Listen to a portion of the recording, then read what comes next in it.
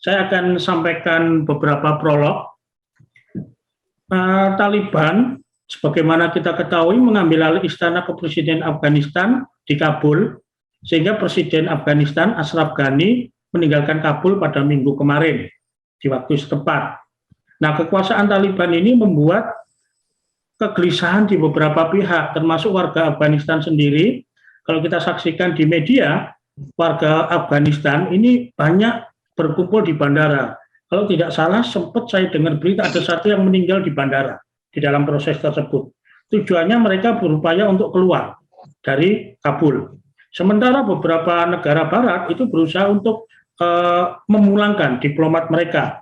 Karena mereka khawatir peristiwa yang mereka takutkan 20 tahun yang lalu ketika Taliban berkuasa, ini sungguh mengerikan.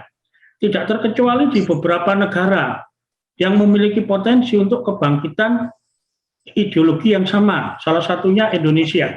Nah, pada hari ini kita tahu sudah mulai muncul perbincangan-perbincangan.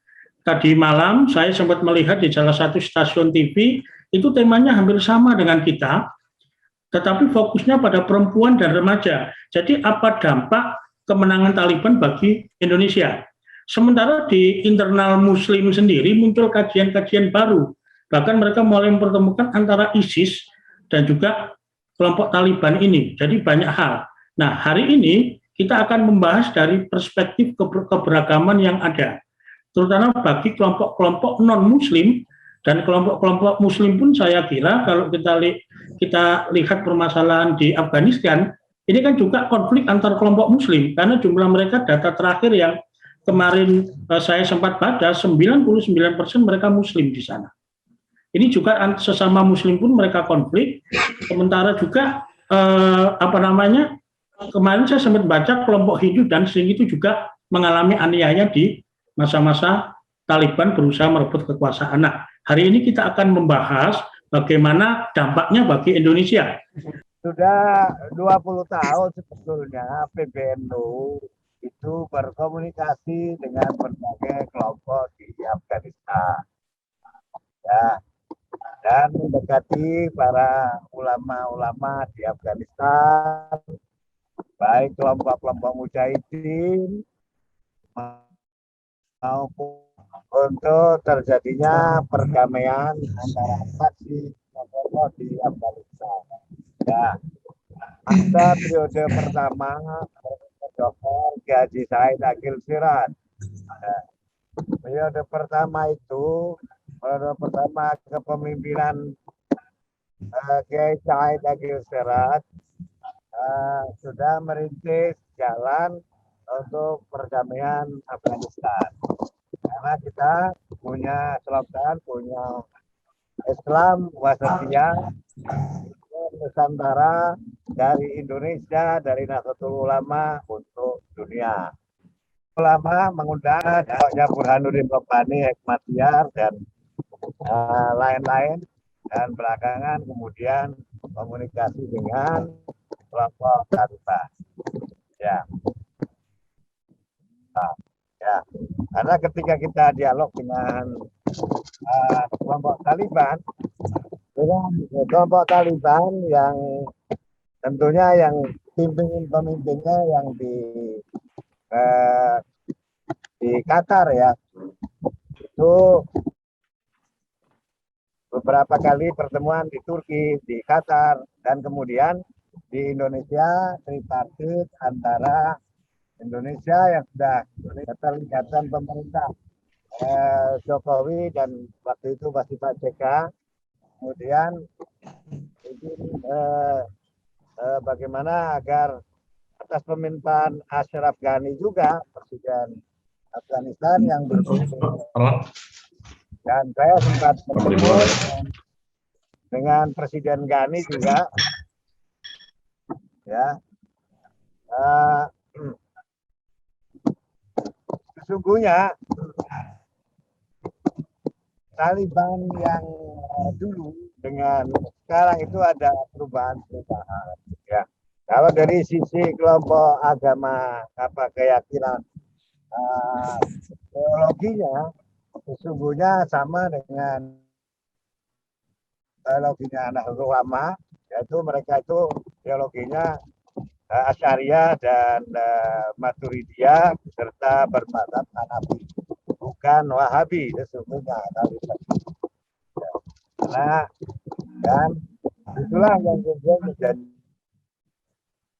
kedekatan Nahdlatul Ulama kepada kelompok Taliban. Dan waktu itu ketika saya diminta oleh Nasdeka dan PBNU untuk komunikasi dengan Taliban, yang waktu diundang ke Jakarta dari Qatar, kemudian sesungguhnya Taliban itu keinginannya kalau kelak ke depan berkuasa sesungguhnya menginginkan terbuka, ya, pemerintahan yang terbuka, hubungan dengan siapa saja, termasuk dengan Indonesia yang lebih dekat dari sisi teologi keislamannya. Nah, hanya dulu ketika NU dengan mereka, dengan teman-teman Afghanistan, dari kalangan mereka sudah banyak yang kita kasih berikan beasiswa malah di sekolah di perguruan tinggi Nahdlatul Ulama di Semarang, ya, di Universitas Wahid Hasyim. Jadi di berbagai wilayah di Afghanistan itu kurang lebih 20 provinsi sudah berdiri Jamaiyah organisasi Nahdlatul Ulama. Tetapi bukan PCINU, organisasi Nahdlatul Ulama yang mengadopsi pemikiran-pemikiran NU baik di dalam segi pemikiran, segi amalia, dan segi berbangsa dan bernegara. Ya, sehingga NU punya peran di kalangan ulama Afghanistan dan itu sudah di 20 provinsi. Ya. Karena itu ketika kita komunikasi dengan mereka dan mereka juga berkunjung ke PBNU, kita berikan pemikiran-pemikiran NU, pemikiran-pemikiran keislaman ulama baik fitrah, amalia maupun siasah dalam berbangsa dan bernegara. Itu mereka menginginkan sesuai dengan apa yang disampaikan Baradar, ya, yang waktu itu berkunjung ke kami ke PBNU, menginginkan andaikan nanti Taliban berkuasa, menginginkan Taliban tidak seperti yang dulu, tetapi Taliban yang pemerintahan yang terbuka. Nah, jadi tidak perlu kekhawatiran menjadi daerah perang itu karena ikut campurnya asing ke dalam Afghanistan. Tetapi ketika pertama kali Soviet masuk Afghanistan dan memulai terjadi konflik besar dan kemudian ada berbagai faksi yang menyatu melawan Uni Soviet yang sesungguhnya adalah difasilitasi oleh Amerika sendiri untuk mengusir Uni Soviet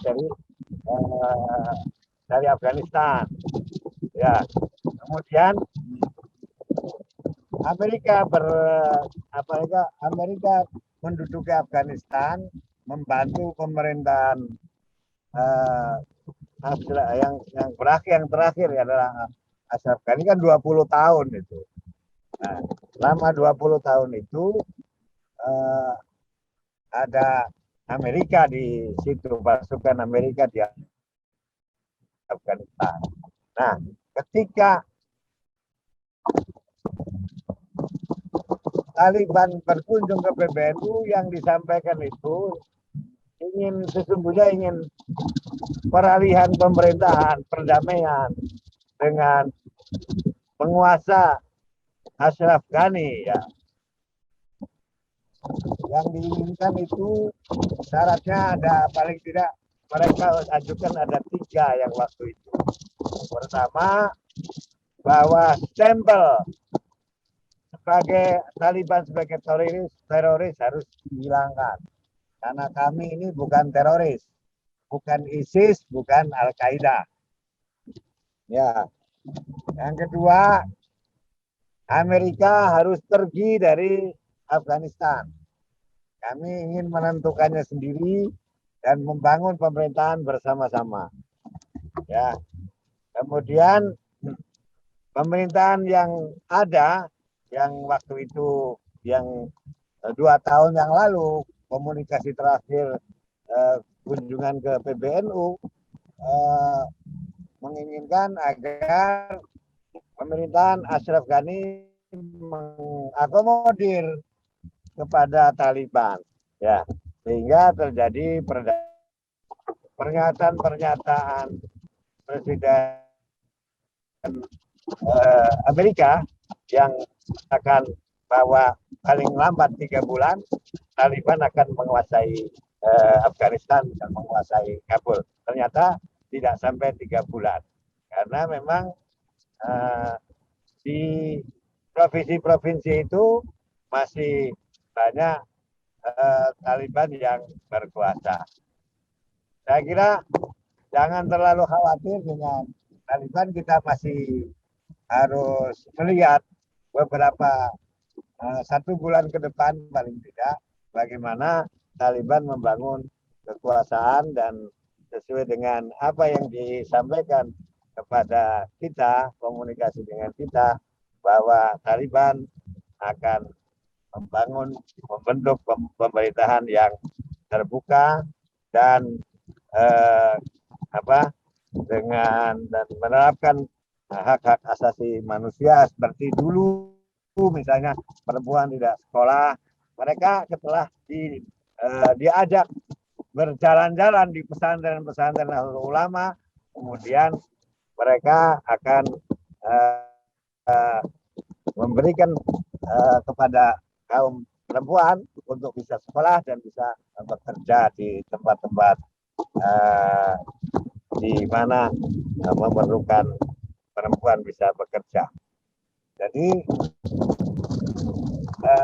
harapan kita tentunya ya Afghanistan, Taliban, yang penting Taliban bisa mengendalikan kelompok-kelompok, karena di banyak ada kelompok lain, masuk mungkin sisa-sisa Al-Qaeda dan juga kemungkinan ada ISIS, maka sesungguhnya apabila Taliban bisa mengendalikan kelompok-kelompok itu, insya Allah Taliban sesungguhnya dari sisi perspektif keagamaan sama dengan dari sisi teologinya adalah teologi ahli sunnah wal jamaah, dan dari segi mazhab amaliyah seperti Hanafiyah, dan yang penting tidak direcokin oleh kekuatan kepentingan hati. Saya kira itu yang bisa saya sampaikan. Terima kasih Yai. Ada satu lagi Yai. Nuwun sewu, ada satu lagi yang mungkin menjadi tadi memang cukup melegakan ketika secara teologis doktrinnya adalah Ahlus Sunnah wal Jamaah.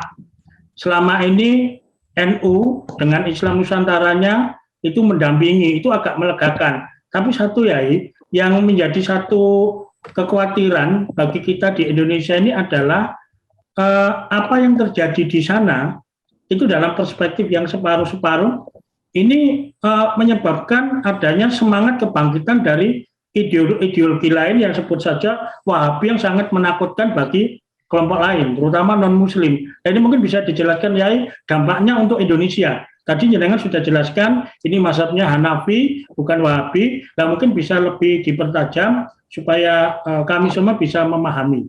Monggo Yai. Sebetulnya kan gini, kelompok-kelompok yang lain itu yang ideologi Wahabi yang yang jihadi ya, yang menginginkan menjadikan pengaruh memang begitu Taliban bisa merebut kekuasaan di sana. Mungkin dari sisi itu. Padahal kan kalau dari sisi lain mereka itu belajar ke kita. Kita ini negara yang beratus-ratus suku, beratus-ratus bahasa, belasan ribu pulau, tetapi bisa menyatu. Dan walaupun dari sisi bahasa, agama berbeda-beda, tapi kita bisa menyatu. Sementara Afghanistan hanya satu wilayah, satu dataran, tetapi dan hanya 8 suku, tetapi belum bisa menyatukan. Karena itu contoh-contoh itu sesungguhnya mereka belajar ke kita, bukan kita kemenangan Taliban itu menginspirasi kita. Kita sudah lebih maju mestinya berpikir seperti itu. Ya, kita sudah lebih maju di dalam membangun kebinekaan, dalam membangun kebangsaan kita. Ya, jadi justru mereka belajar dari kita, termasuk belajar Pancasila. Ya, jadi ketika kelompok Afghanistan datang ke sini, yang kita bacakan ya Pancasila. Mereka justru pengen belajar ke kita dan malah berdiri NU di berbagai provinsi, termasuk di pusatnya di Kabul. Ya, kan artinya mereka sudah mengadopsi nilai-nilai pemikiran kita di dalam berbangsa dan bernegara, bahwa nasionalisme dan keagamaan itu bisa disatukan. Ya, tetapi ada kelompok-kelompok lain yang di sini memang barangkali ada yang terinspirasi dengan itu, menjadikan satu amunisi untuk menguatkan. Ya, barangkali itu kelompok-kelompok yang belum menyadari tentang hebatnya Indonesia gitu. Hebatnya, ya, saya kira mesti ada saja, di mana juga ada. Ya, jadi ya, tapi tidak perlu khawatir karena kita harus melihat dampaknya memang bagaimana kiprah Taliban, ya. Kemudian kita belum bisa komunikasi dengan NU Afghanistan. Nah, jadi masih perlu waktu untuk bisa dampaknya kepada kita sekalian. Saya kira berharap tidak punya efek yang pada kita, walaupun memang ada kelompok-kelompok yang mungkin salah memahami, ya. Padahal proses damainya Taliban masuk tanpa peperangan saudara, dengan tidak melalui pertempuran, ya. Begitu itu artinya salah satu sisi dari hasil dialognya teman-teman baik Taliban maupun Mujahidin sejak 10 tahun yang lalu kita berkomunikasi di Jakarta dan di Afghanistan. Saya kira itu. Matur nuwun Yai. Jadi mohon izin berkenan nanti mungkin ada pertanyaan dan dialog-dialog, jenengan masih berkenan bersama kami semua, itu suatu kehormatan Yai. Matur nuwun Yai. Assalamualaikum. Baik, beberapa paparan dari Yai Abdul Manan tadi cukup melegakan kita. Nanti kita akan dalami sama-sama bahwa ternyata di sana ada kegerakan Islam Nusantara yang mengedepankan nilai-nilai kebersamaan dalam kearifan lokal. Nanti kita akan dalami. Selanjutnya dari perspektif diplomasi internasional, di sini sudah hadir pakar hubungan internasional kita, Bapak Partogi Samosir, akan menyampaikan paparannya sekitar 10-15 menit. Sebelumnya saya juga sapa beberapa orang yang sempat saya tangkap di sini. Ada Bapak Andreas Iwango dari tokoh gereja kita. Kemudian dari Jawa Timur ada Bapak Pendeta Simon Filantropi. Beliau mantan Ketua PGI beberapa periode dan salah satu tokoh lintas agama, sahabat almarhum Gus Dur. Monggo silakan Pak Partogi dilanjutkan untuk paparan. Baik, terima kasih Pak Moderator untuk kesempatan yang diberikan.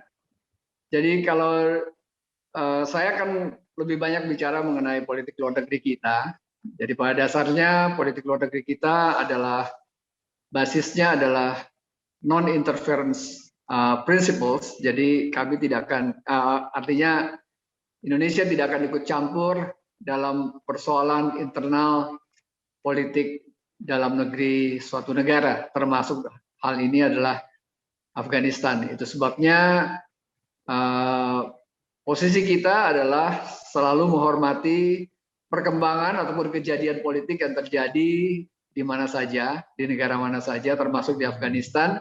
Yang penting adalah tidak mengganggu stabilitas kawasan, terutama tidak mengganggu kepentingan nasional kita yang tentunya sedikit banyak diwakili oleh kehadiran warga negara Indonesia di Afghanistan. Nah, ini yang selalu menjadi titik tolak kita, titik tolak Indonesia dalam hal ini. Itu sebabnya Indonesia terus memantau dengan seksama banget mengenai perkembangan yang terjadi dengan sangat cepat, sangat dinamis di Afghanistan.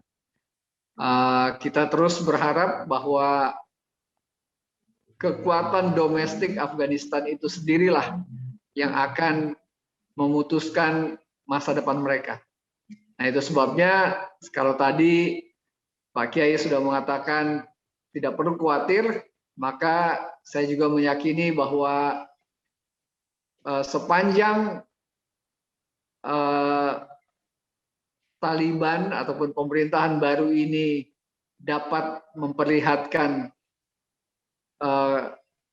keterbukaannya dengan dunia global, supaya dia bisa menjadi anggota dari komunitas global, komunitas internasional, maka kita akan dukung tidak terlepas dari apakah itu Taliban atau dari faksi manapun juga. Karena kita tahu bahwa kondisi di Afghanistan selama ini sebenarnya perpecahan internal mereka itu sangat kuat. Dan sedemikian kuatnya sehingga itulah yang sebenarnya menyebabkan kenapa tidak ada stabilitas politik di sana. Tidak ada tumbuh pemerintahan yang betul-betul memang diakui dan mendapatkan pengakuan yang kuat dari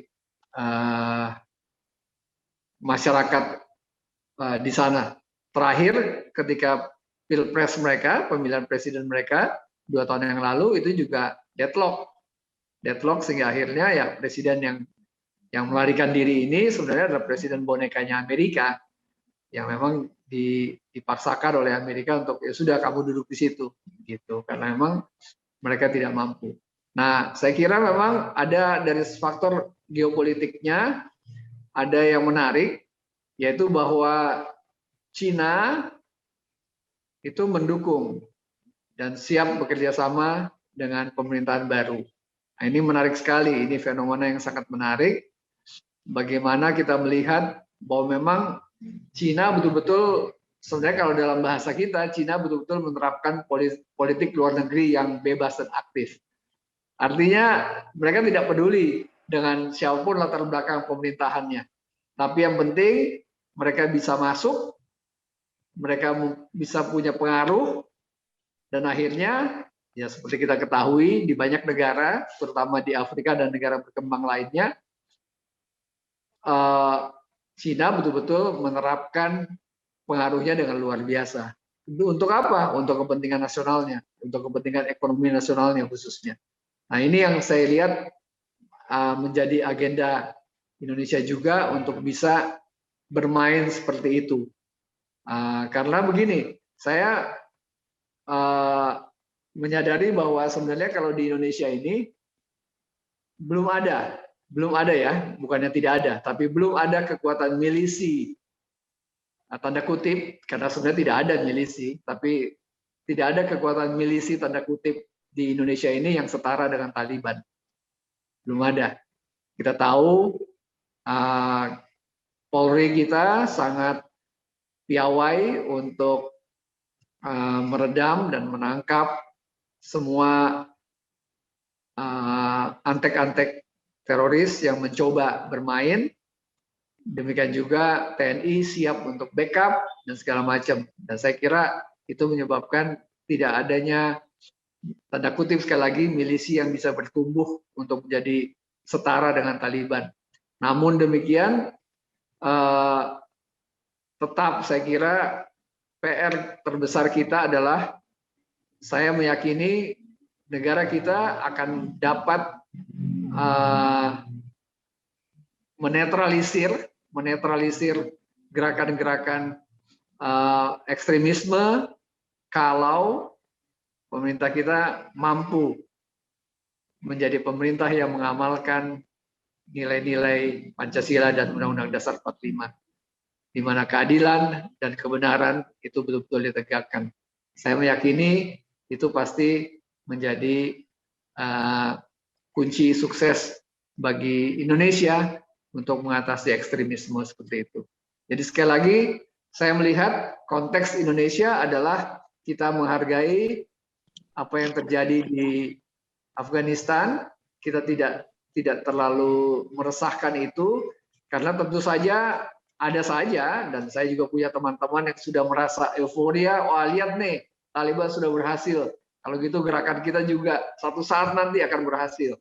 Ya, itu boleh saja menjadi agenda pekerjaan rumah mereka yang sepanjang masa begitu. Tetapi sekali lagi saya melihat kinerja Polri kita selama ini sudah sangat baik.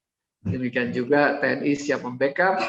Yang penting kinerja dari pemerintahan kita haruslah menjadi pemerintahan yang mengamalkan nilai-nilai Pancasila dan Undang-Undang Dasar 45.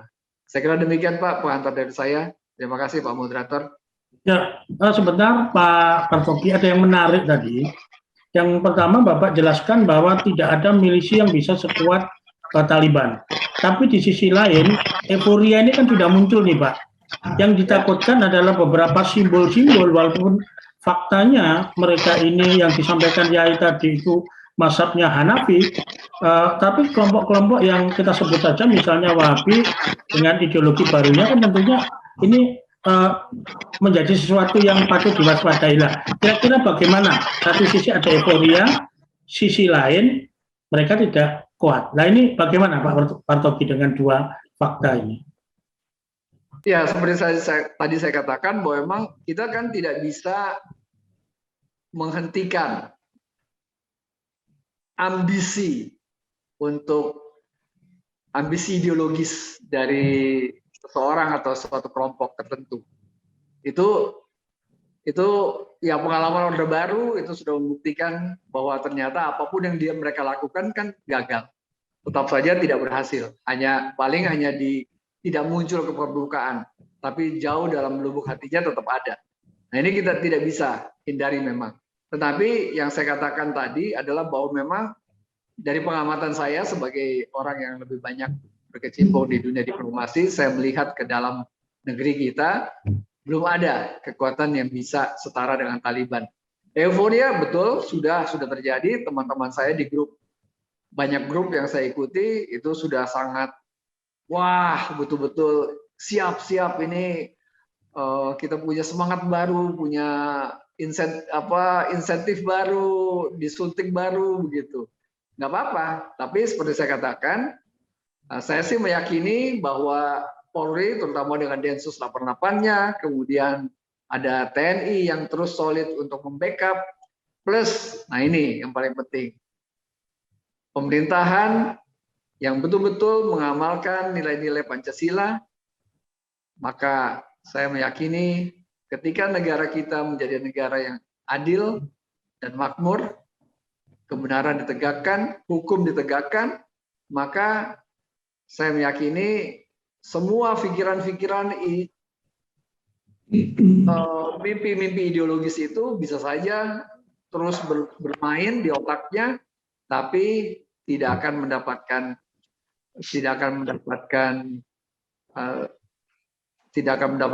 pentas untuk bisa diimplementasikan. Saya kira demikian, Pak. Ya, Terima kasih. baik, terima kasih Pak Partogi. Jadi intinya, yang pertama secara dasar ideologis Pancasila harus makin kuat. Yang kedua, aparatur negara seperti Polri harus mengoptimalkan diri. Dan sebagaimana ini sudah terjadi. Nah, untuk mendasari semua langkah konkret, waktu saya berikan terlebih dahulu kepada Romo Beni, agar nanti kita bisa memahami secara ideologis kita dan semua elemen bangsa harus bagaimana. Monggo, Romo Beni. Jadi gini, kalau kita bicara kompleks Afghanistan ini memang butuh waktu ya. Karena apa? Karena kita bisa melihat ini kan kompleks suku. Jadi bukan semata-mata agama. Karena kompleks suku, maka memang kita harus hati-hati dalam hal memahami ini. Apakah pengaruhnya terhadap Indonesia ada? Menurut saya ya ada, tapi kecil. Kalau kita bicara Indonesia, negara kita ini kan 75 tahun merdeka, sudah memiliki sebuah DNA-nya, yaitu kemajuan dan keragaman. Jadi nasionalisme yang ditumbuhkan oleh Soekarno-Hatta itu sudah cukup, jiwa raga kita cukup kuat. Hanya persoalan kita bagaimana sekarang ini menata media sosial ini agar kita tidak diadu domba. Karena apa, pemahaman kita terhadap realitas Afghanistan, nanti Pak Beni Mamoto akan paham betul, akan bisa menjelaskan petanya. Lah bagaimana media sosial itu punya pengaruh besar agar apa? Kita tidak perlu reaktif juga berlebihan menanggapi isu ini. Karena kalau kita menanggapi berlebihan, bahwa kita akan terjebak kepada nantinya menjadi reaktif. Kedua, ya komunitas lintas iman harus diperkuat. Jadi kalau kita bicara tentang ideologi Pancasila itu kan bagaimana dia menjadi cara bertindak, berpikir, berelasi anak-anak bangsa. Dan ideologi Pancasila itu kan dari hasil-hasil survei kan cukup kuat. Akhirnya masih 98% orang meyakini ini menjadi alat pemersatu. Nah, yang perlu kita khawatirkan sebenarnya adalah bagaimana isu ini digoreng kepada cara berpikir yang sempit. Membenturkan seolah-olah ini masalah agama. Ini nggak ada kaitannya dengan agama. Dan saya percaya dengan komunikasi PBNU bahwa mereka sudah memiliki jaringan yang kuat dan itu juga akan menolong kita. Hanya memang perlu kehati-hatian dalam pengakuan Indonesia untuk mengakui ini karena masih ada reaksi yang cukup kuat dari masing-masing suku. Jadi selama masing-masing suku ini tidak bisa berdamai, ya sulit Afghanistan itu menjadi negara yang damai dan merdeka. Dan mengolah ini nggak gampang. Jadi menurut saya ini kan ada kepentingan kekuatan besar Cina, Uni Soviet, dan Amerika. Mengapa begitu Afghanistan mudah dikuasai? Ya karena kepentingan Amerika sudah tidak punya kepentingan. Justru Cina punya kepentingan dengan gas dan kepentingan jalannya untuk jalan perdagangan karena akan menebus Pakistan, Afghanistan untuk memelancar perdagangan. Dan kita tahu karakter Cina itu investasi. Sehingga dia menanamkan nanti ekonomi menjadi kekuatannya dia. Jadi harus melihat kepentingan-kepentingan politik global sehingga kita tidak sempit. Jadi menurut saya kita harus melihatnya dalam hal yang jangan kita melihat dalam kesempitan, reaktif, tapi kita melihat ada kepentingan ekonomi negara-negara superpower dalam kepentingan Afghanistan ini. Apa pengaruhnya bagi Indonesia? Ya Indonesia harus memiliki kembali kepada politik bebas aktif. Kedua, Indonesia harus mampu mengelola keragaman kemajuan. Ketiga, Indonesia harus mampu juga mengisi ruang-ruang publik itu dengan isu-isu mengenai keragaman, kemajuan, dan pemantapan ideologi bangsa. Sehingga kita bisa melihat 70 tahun kita sebagai bangsa itu tetap kokoh karena ideologinya cukup kokoh. Dan terakhir menurut saya ini peranan besar nantinya bahwa deradikalisasi itu harus menjadi penting lah. Nanti Pak Beni Mamoto bisa menjelaskan bagaimana counter ekonomi terhadap arus global, khususnya bagaimana paham-paham itu bisa masuk di generasi baru ini. Yang terakhir menurut saya justru peranan kita sebagai komunitas media adalah meluruskan hal-hal yang sebenarnya tidak terjadi. Sehingga peristiwa-peristiwa dahulu itu jangan diputar ulang.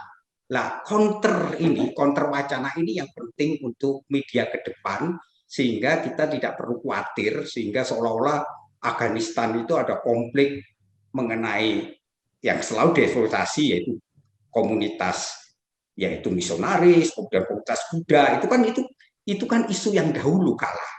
Ya, sekarang ini jangan itu dipostingkan, maka kita perlu memiliki daya literasi, dan kedua kita harus memiliki kemampuan menjadi komunitas pengutus kata, bukan pengiak kata yang nge-share hal-hal yang sebenarnya tidak terjadi. Maka pentingnya kebijaksanaan, kehati-hatian, sehingga kita merespon dengan tepat kasus Afghanistan ini dan tidak terburu-buru memberi pengakuan sampai situasi kondusif. Karena apa, sekarang terjadi persoalan antar etnis sendiri tidak bisa ketemu, sehingga perlawanan antar suku cukup kuat. Lah bagaimana ke depan Indonesia bisa mainkan politik luar negeri? Ya, Indonesia bisa menjadi salah satu fasilitator untuk membangun perdamaian itu. Sehingga politik luar negeri Indonesia itu mampu menjadi jalan tengah terhadap kepentingan ekonomi, kepentingan negara-negara China, Rusia, Amerika, dan Indonesia harus menjadi jalan tengah untuk memberi solusi perdamaian. Dari saya itu saja, terima kasih banyak. Mohon maaf bila sesuatu kurang berkenan. Sebentar Romo, ada sedikit Romo. Ini terkait dengan yang jenengan sampaikan.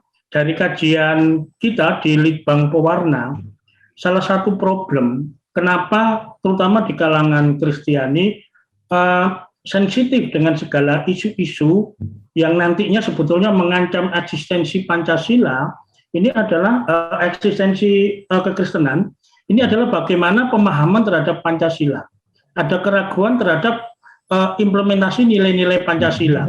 Sehingga dalam kajian kita salah satunya adalah jangan-jangan jiwa Pancasila ini secara ansih ini masih belum total dalam diri pribadi-pribadi manusia Indonesia, termasuk pribadi Kristiani, sehingga melihat itu hanya dari perspektif kontestasi agama dan persaingan antar agama, sehingga terminologi lahir baru, mu'alaf, murtad, dan lain-lain menjadi sesuatu yang sangat menakutkan, seiring dengan terminologi penghambatan, kemudian aniaya, dan lain-lain. Nah, ini sejauh mana sebetulnya pemahaman dan implementasi nilai-nilai Pancasila dalam kehidupan pribadi antar pribadi umat beragama, Romo?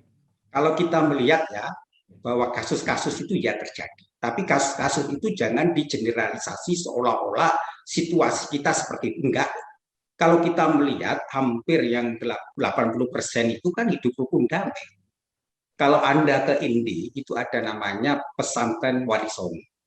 Di situ yang mengajar juga para romo, para suster, nggak ada masalah. Justru yang satu lagi bisa berinteraksi dengan seminari di Indi, nggak ada masalah. Di NTT itu kan Muhammadiyah cukup besar, sekolah-sekolahnya sampai ke Papua itu nggak ada masalah. Jadi sebenarnya yang perlu hati-hati adalah jangan kasus itu kemudian dibesar-besarkan selalu terbentuk konflik agama, suku, etnis, sara. Sebenarnya kita mampu membangun konsolidasi demokrasi yang luar biasa. Setelah pasca kasus Ahok, harus kita akui itu bahwa setelah kasus Ahok itu kan politik identitas tidak begitu laku kan. Memang ada hal seperti itu harus kita akui, dan sebagai anak bangsa kita harus merawat kemajemukan dan keragaman. Ini tantangan kita. Hanya kita perlu bijak dalam hal media sosial ini. Bijak ini sangat penting supaya kita ada kehati-hatian dan tidak kita ini memprovokasi. Jadi kita ini harus mengisi sekarang media sosial itu menjadi sarana alat merajut persatuan bangsa, bukan sarana penghancuran persatuan bangsa. Maka seperti Soekarno, satu lidi itu ikatan. Dan ikatan kita itu, DNA kita itu ya Bhinneka Tunggal Ika sejak awal. Maka selalu kasus-kasus SARA di Indonesia itu mengapa tidak begitu laku, ya karena ada kekuatan dari dalamnya. Tetapi ini yang harus terus-menerus dirawat, dijaga. Dan kasus-kasus itu harus diselesaikan dengan menegakkan hukum dan keadilan. Nah, kedua ya memang bangsa ini harus menyelesaikan dengan musyawarah mufakat. Jadi itulah yang harusnya kita jaga betul, dan menurut saya komunitas Kristiani jangan reaktif dan jangan terlalu berlebihan melihat seolah-olah kita tertindas. Enggak. Kalau ada kesulitan pendirian gereja di sana sini, ya yuk kita selesaikan. Dan kita harus berani juga musyawarah mufakat. Jadi bagaimana membangun gereja yang ramah lingkungan, peduli sekitarnya itu harus menjadi kesadaran kita bersama. Sehingga dari belajar dari kasus Afghanistan menurut saya, justru kita menyukuri bahwa bangsa ini memiliki kekuatan Soekarno-Hatta. imajinasi kita itu sebagai bangsa yang Bhinneka Tunggal Ika dari Sabang sampai Merauke. Meskipun kita tidak pernah pergi ke Aceh, ke Merauke, tapi kita punya imajinasi yang sama sebagai bangsa. Ini yang kita syukuri. Nah, ini yang tidak ada di Afghanistan. Yang kedua, kohesi kita sebagai anak bangsa itu cukup kuat. Yang ketiga yang harus kita syukuri adalah bagaimana kita mampu mengolah keragaman kemajuan ini. Nah, ini yang harus kita jaga, kita rawat, dan peranan media ke sini. Media harus utamakan kemajuan keragaman itu menjadi cara berpikir, bertindak, bernalar, dan berrelasi.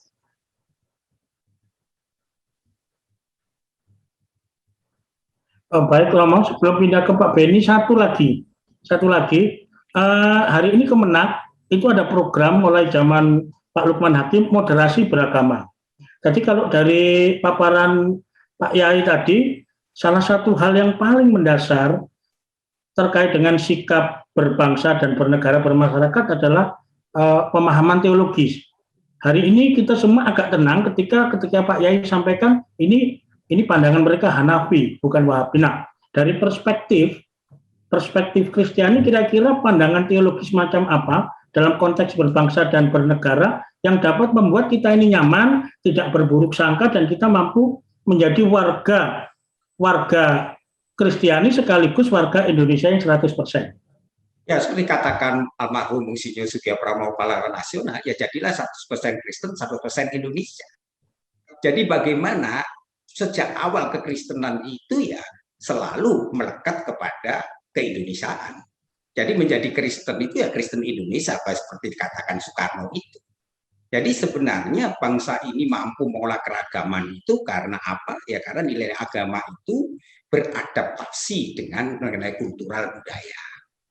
Itu yang membuat kita sebenarnya di Indonesia mengapa konflik agama itu bisa diselesaikan, ya karena kita punya ikatan kultural dan budaya itu. Sehingga kita percaya apa yang dilakukan oleh moderasi beragama, termasuk Nahdlatul Ulama yang mampu membangun Islam menjadi rahmat bagi bangsa dan negara itu, dan itulah Kristen juga harus menjadi rahmat bagi bangsa dan negara. Baik, terima kasih Romo atas paparannya. Sebagaimana disampaikan Romo Beni tadi, ini muaranya ternyata ke Bapak Dr. Beni Mamoto. Jadi muaranya di sana terkait tadi bagaimana kiprah kepolisian dan juga bagaimana dengan pengawasan digital. Silakan Pak Beni menjadi muara dari semua diskusi kita hari ini. Terima kasih atas undangannya. Yang kami hormati Bapak Kiai Haji Abdul Manan Gani, yang kami hormati Bapak Partobi, yang kami hormati Romo Beni Susetio, kemudian tidak lupa sesama bernama Yosua, yang satu Immanuel Yosua, saya Beni Yosua, dan para peserta diskusi sekalian. Saya tentunya bicara dalam kapasitas saya mantan penyidik teror, anggota Satgas Anti Teror Polri. Spesialisasi saya adalah interrogator, tapi jangan dimaknai interrogator itu dengan kekerasan seperti apa yang ada di Guantanamo. Justru pakai hati, justru pendekatan budaya dari non-kekerasan, dan itu justru yang membuat semua tersangka yang diperiksa ngaku terbuka, bahkan diskusi. Nah, kebetulan yang saya periksa itu adalah para mantan alumni Afghanistan.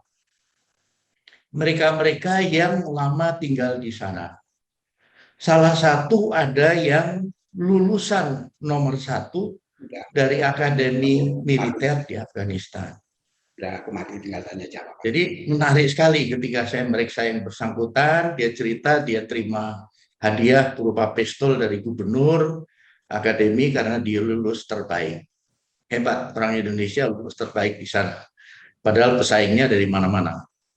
Nah, sejak 1980-an itu sudah terbangun kerjasama antara kelompok Al-Jamaah Islamiyah di bawah pimpinan Abdullah Sukar, Abu Bakar Basir menjalin hubungan kerjasama dengan Al-Qaeda di Afghanistan. Maka dikirimlah ratusan, sekian gelombang, sekian angkatan ke Afghanistan. Di sana mereka berlatih plus berjihad. Ketika itu mengusir Rusia dan juga akhirnya membantu untuk melawan Amerika. Yang menarik adalah mata pelajarannya apa? Itu kalau diurut-urut ya ada negara tertentu yang ngasih materi itu. Cara bikin bom, strategi perang gerilya, dan sebagainya, itu mereka terima ketika mengikuti pelatihan di sana. Nah, kemudian berlanjut kepada aksi yang mereka lakukan.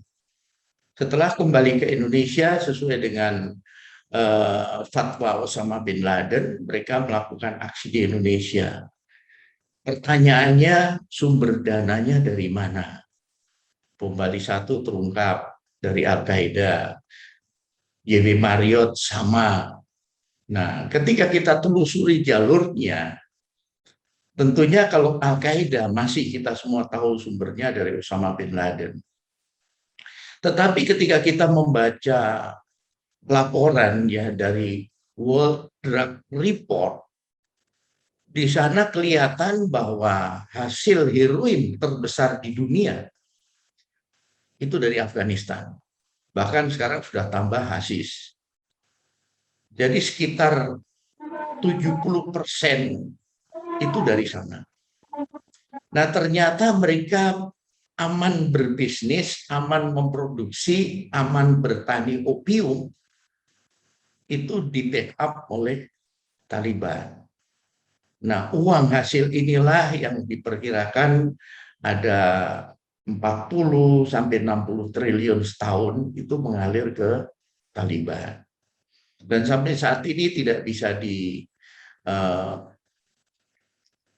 lawan, tidak bisa karena persenjataan mereka sangat canggih. Kemudian coba dibasmi pun juga tidak bisa ladang opium itu. Bahkan kalau kita ikuti berita di media, Amerika hanya mampu mengebom pabriknya, pabrik heroin. Itu pun hanya 1-2, kemudian mereka bangun lagi. Dan perdagangan heroin ini meliputi seluruh dunia. BNN dulu pernah menangkap, waktu saya di BNN, satu orang namanya Haji Jumakan Muhammad Hasni.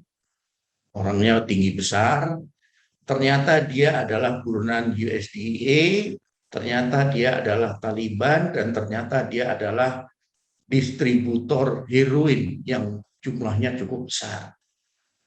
Akhirnya kita deportasi, diproses, dan terungkap jaringan mereka. Ternyata mereka ingin membangun jaringan di Indonesia. Kemudian 2001 saya dapat tugas ke Kabul, Afghanistan untuk menginterogasi tahanan Al-Qaeda yang lama tinggal di Palu, tinggal di Bogor, istrinya di Bogor, yang dulu merencanakan serangan kepada pimpinan negara kita. Nah, dari fakta-fakta yang kami dapatkan selama kami melakukan pemeriksaan, biasanya kalau interrogator kan meriksa hanya dalam konteks pembuktian pro justisia untuk kepentingan pengadilan. Karena saya studi, maka disertasi saya tentang terorisme di Indonesia. Karena saya studi, maka ketika menginterogasi isinya seperti seorang peneliti. Lebih detail, lebih luas, lebih lengkap, semua aspek kami coba dalami. Termasuk budaya dari organisasi. Kemudian berbagai macam pola komunikasi dan sebagainya itu juga kami dalami. Nah, dalam konteks ini, setelah Osama bin Laden meninggal, kemudian Al-Qaeda agak redup, memang hubungan dengan Afghanistan dalam hal ini dari kelompok JI surut karena mereka sudah memindahkan camp di Filipina Selatan. Lebih dekat, dan di sana juga bisa dikelola sendiri lah campnya. Nah, pertanyaannya adalah bagaimana dengan kembangan sekarang? Perlu diketahui bahwa Densus 88 berhasil mengungkap jaringan JI yang sering kita sebut Neo JI. Jadi kelanjutan dari JI dulu. Jadi JI dulu begitu para pimpinnya ketangkep, mereka berganti terus pimpinannya, dan terakhir ketika ditangkap itu namanya Parawijayanto. Parawijayanto adalah seorang dengan background HRD satu perusahaan besar di Jawa Tengah, kemudian terekrut, kemudian terlibat kasus bom Bali 1. Mereka berlatih di Filipina Selatan, bagaimana membuat senjata. Nah, karena background-nya orang bisnis, maka ketika dia memimpin Neo JI, maka pengelolaannya betul-betul profesional. Satu, sumber dana dengan bisnis legal. Ada perkebunan, ada pertambangan, dan sebagainya. Bahkan dengan kotak-kotak amal dan sebagainya. Jadi betul-betul covernya itu bagus sekali. Punya bengkel senjata sendiri. Kemudian rekrutmennya juga bagus sekali se-Indonesia, anggotanya sudah ribuan. Nah, salah satu poin yang penting adalah dia menunjuk salah satu orang sebagai LO ke Afghanistan. Ini menjadi penting. Tapi orang ini sudah ketangkep. Maka teman-teman Densus sedang mendalami adakah penggantinya dan sebagainya. Mungkin kalau media sebaiknya tidak dimuat, ini untuk kita saja, untuk bahan kita saja, karena ini sedang didalami oleh teman-teman dari Densus. Nah, kaitan dengan apa yang sedang viral sekarang, di mana-mana, marilah kita belajar dengan ISIS. Bagaimana ketika ISIS menguasai di Irak, di Syria, ya, mereka menguasai di sana, ladang minyak dia kuasai, bank dirampok, sehingga sumber pendanaan mereka kuat, maka mereka promosi melalui media sosial ke seluruh Indonesia untuk merekrut, untuk berbondong-bondong orang datang ke sana membantu dengan janji muluk-muluk. Yang tertanya banyak yang tertipu. Warga negara kita banyak tertipu. Konteksnya apa dengan Afghanistan? Ya, apa yang terjadi di Afghanistan sekarang ini dipromosikan ke dunia internasional. Jadi jangan kaget ketika nanti orang berbondong-bondong ke Afghanistan. Atau berharap sesuatu dari Afghanistan. Oleh sebab itu perlu counter berita, perlu counter isu. Ketika ada sesuatu yang memprovokasi, dan kemudian provokasi itu tidak benar, ini segera dipadamkan. Sebagai contoh ketika ke Syria, banyak keluarga menjual tanah, rumah, hanya karena dijanjikan di Syria akan dikasih gaji 40 juta, hidup tenang, dikasih makan enak, bisa menjalankan syariah agama dengan penuh, dan sebagainya. Maka orang yang tidak bisa cross-check informasi yang diterima, dia langsung berangkat. Setelah sampai sana, dia langsung gabung. Setelah tahu kondisinya berbeda, dia mau pulang malu. Atau kemudian malah justru sudah terlanjur di sana, akhirnya ikut berjuang dan banyak yang mati di sana. Intinya mereka karena termakan oleh provokasi media, akhirnya menjadi korban. Bagaimana kemudian aparat mengcounter dengan testimoni para korban ini untuk memberikan testimoni di media maupun video untuk disebarluaskan. Bagaimana proses mereka tertipu. Karena sudah jual sana-sini, ternyata uangnya sebagian justru diterima oleh para calo yang memberangkatkan ke sana. Jadi janji gaji di sana ternyata tidak benar. Nah, ini perlu kita waspadai. Apa yang terjadi di Syria bisa terjadi dengan isu Afghanistan. Sementara kita semua sepakat bahwa kita masih perlu menunggu 1 bulan. Saya membaca artikel dari Omar Sharifi, seorang asisten profesor dari American University of Afghanistan. Dia mengatakan apa yang disampaikan oleh analis-analis dari Amerika yang mengatakan bahwa Taliban itu solid, satu komando, satu perintah, dan sebagainya, sesungguhnya realitasnya tidak demikian.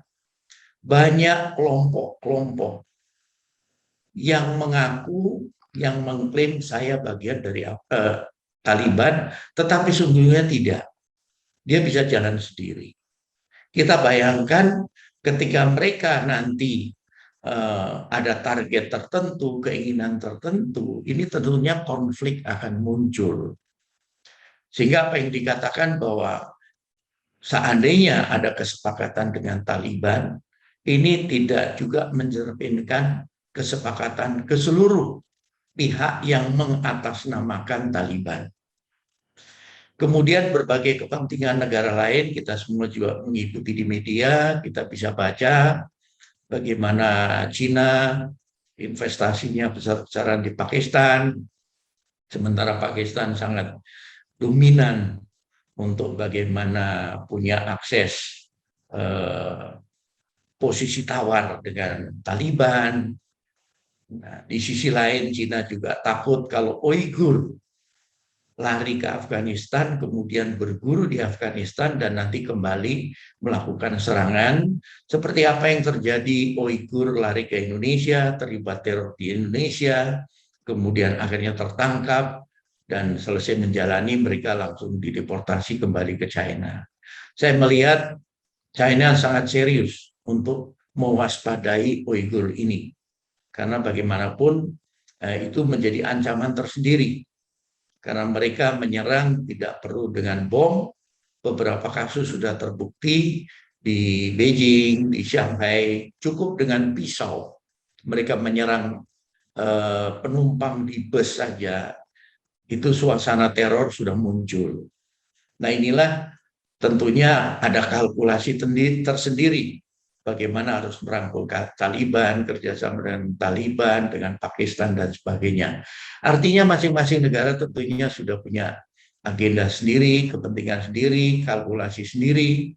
Nah, tentunya Indonesia dalam hal ini, kami sepakat perlu menunggu 1 bulan lagi apa yang terjadi di sana putusannya.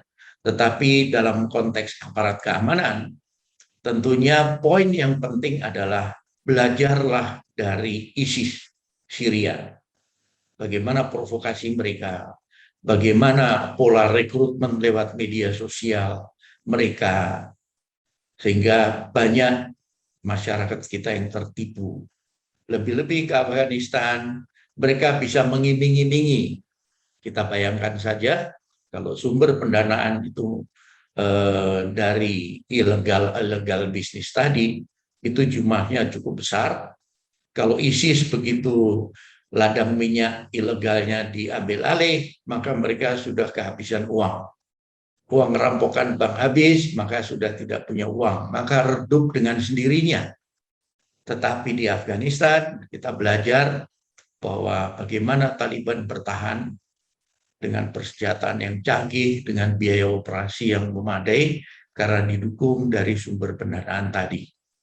Oleh sebab itu, marilah kita sama-sama mengajak masyarakat untuk mewaspadai sekali lagi pola yang dilakukan oleh ISIS ketika masyarakat kita berbondong-bondong ke Syria. Janganlah ini juga terjadi nanti masyarakat kita berbondong-bondong ke Afghanistan.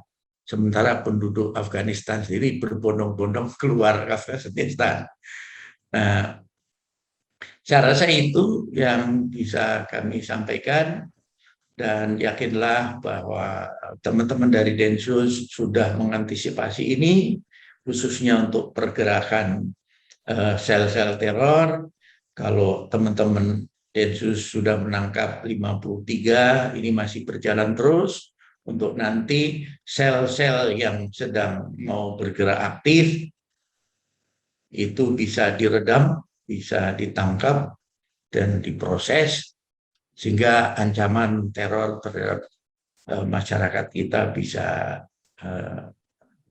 dihindari.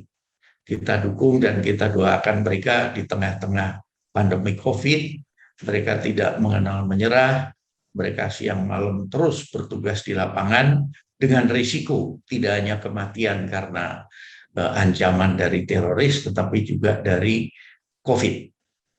Terima kasih. Ya, baik, terima kasih Pak Dr. Benny. Kita bersyukur hari ini selain pengalaman beliau, background beliau itu menjadi luar biasa. Beliau sekarang ada di Kompolnas, betul ya Pak ya?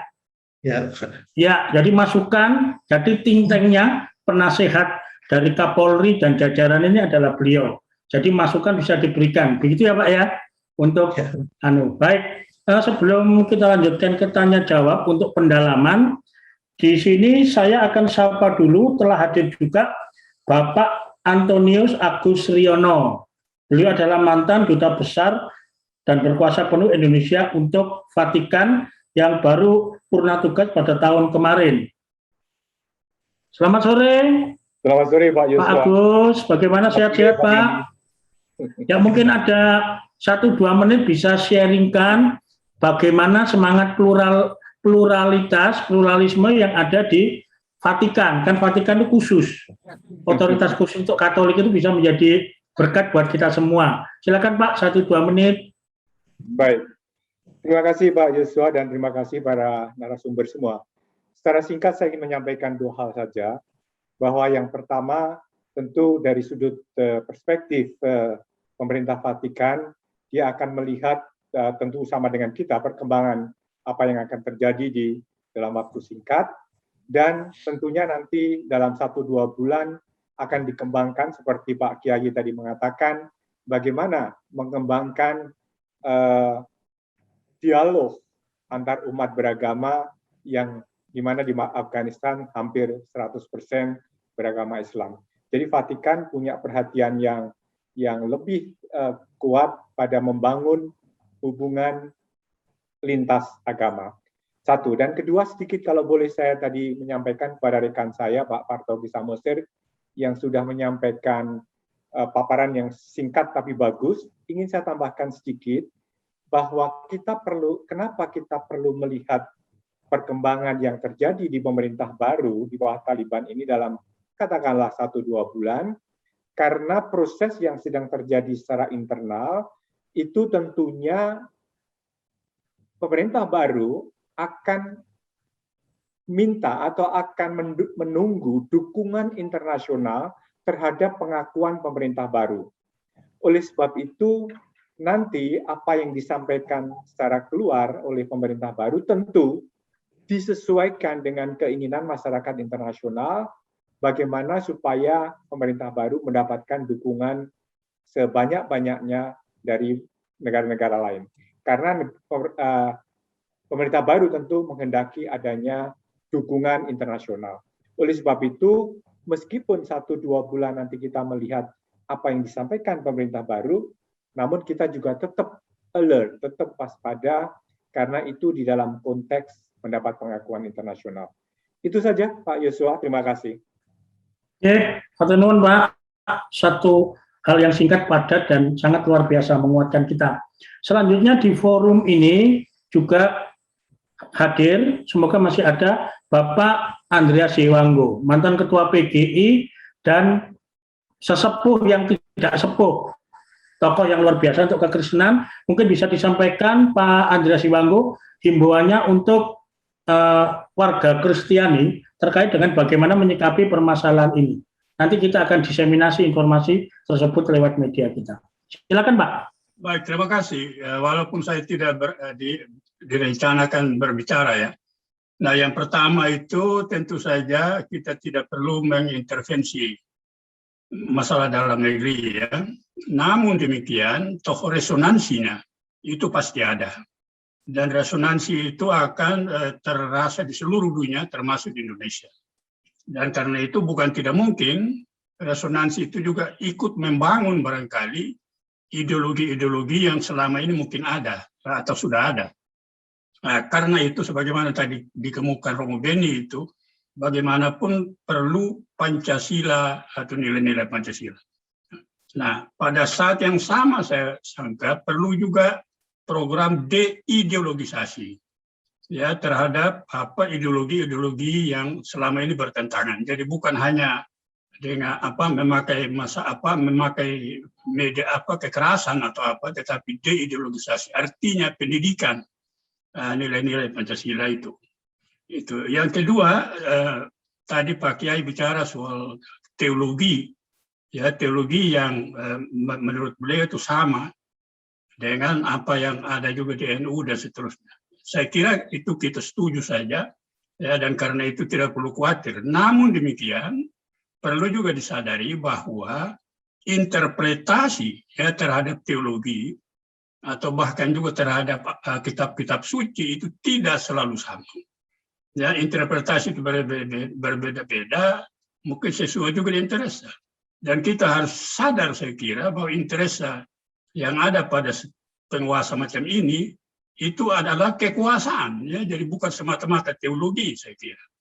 Nah, itu juga yang harus disadari. Itu menurut saya perlu kita Yang ketiga, saya kebetulan baru membaca tulisan dari seorang pendeta tentara Belanda yang bertugas di Afghanistan beberapa waktu yang lalu, dan dia menceritakan di sana mengenai penaklukan Kabul atau Afghanistan yang begitu cepat, ya, dan lalu orang terheran-heran, wah begitu cepat. Lalu dia bilang, nah bagi saya tidak, ya, bagi saya itu saya sudah tahu bahwa itu pasti akan terjadi.